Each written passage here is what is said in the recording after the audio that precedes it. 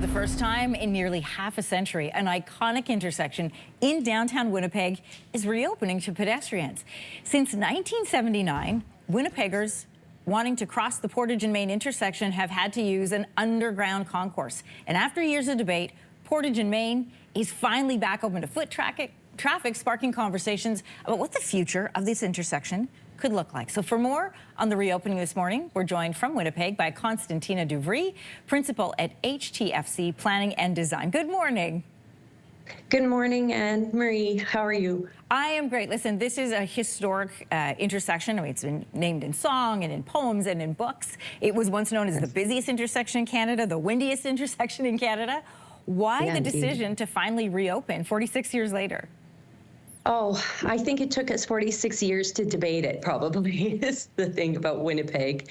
There's lots of really good reasons why we needed to open it. You know, there's safety issues. You have a great image right now, the concourse. To cross, you'd have to go into the concourse.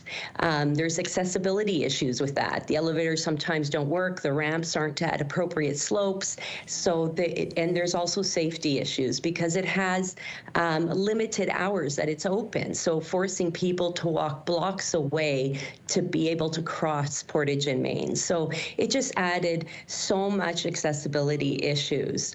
And also, you know, by having everyone funnel underneath, of course, we sever sort of the four neighborhoods that surround it. And so the connectivity and connection within our downtown was severed. So you couldn't get from the, East Exchange to the Forks area without walking a block away when you could just really cross Portage and Main. Well, your organization has played a key role leading up to today. So what kind of work went into getting this reopened? Well, when you say key role, I mean, this has been going on since 1979, as you said, and there has been so many prequels to this opening. There was a design competition that many designers in Winnipeg and even across Canada took part in, and large debate about it. There was the plebiscite that the urban design community, which included ourselves and many, many other architects and landscape architects, really fought against keeping it closed. Our office most recently had the project to study the vision, the cost of the membrane, what the construction duration would be, how often we'd have to replace the membrane. We worked on that project in 2021, and it had quite a bit of engagement. There was quite an outpouring of people at that time who wanted to open Portage and Main. And a lot of that comes from understanding the costs and perhaps some misinformation during the plebiscite in terms of the cost of opening being confused with the cost of the membrane replacement. Portage and Main is so iconic. A lot of our viewers will know that Randy Bachman and Neil Young dropped it in a song, 50 Below at Portage and Main. The intersection has been called the Crossroads of Canada because it's really close to the very geographical center of this country. What else makes it so special? Oh, great map. I love it. Well, if I can't, don't ask me to sing that song, please. That's all right. I'll leave that to Neil Young. Okay, good.